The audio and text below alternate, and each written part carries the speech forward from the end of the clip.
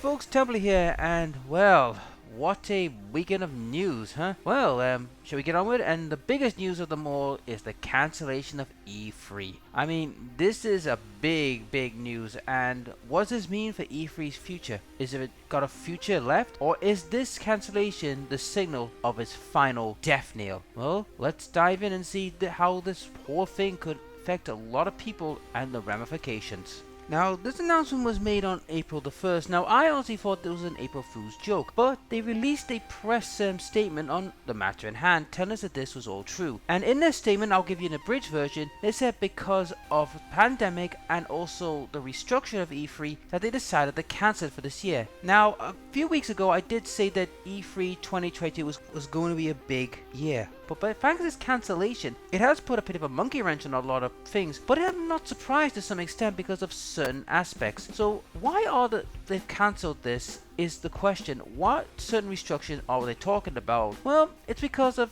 certain factors that have happened in recent years. And that being EA, PlayStation, and Nintendo leaving E3 with their play of state for PlayStation, Nintendo Direct, and EA Play Access. They've all decided they'd rather stream on their platforms and not bother going to the venue because there's no point, since they could do it at their own, studios, and it's cheaper to do so. And considering the fact as well, Ubisoft and Bethesda and them are now part of the Xbox family, there's really not much worth going now. It just would be the Xbox show in essence. And for many other companies, they might see it that way. However, for the ones who are going to be affected by this ramification, which is, the indie developers, because they need these platforms to, tout the games. Without this platform, they could struggle. And as far as the pandemic goes, well, unlike here in the United Kingdom, where we're pretty much lifting restrictions for good, and we've now reached the point now we could just, choose how we're going to do things and, live as we live kind of thing, where, you just got to live with it. In America, however, because it depends on the state, it could, depend if it's like heavy restrictions or not. And this whole, reformatting, like I said, it's just so they could try and fix, with certain gone entities and see how they can do things in the future. But I got a bad feeling, guys, that E3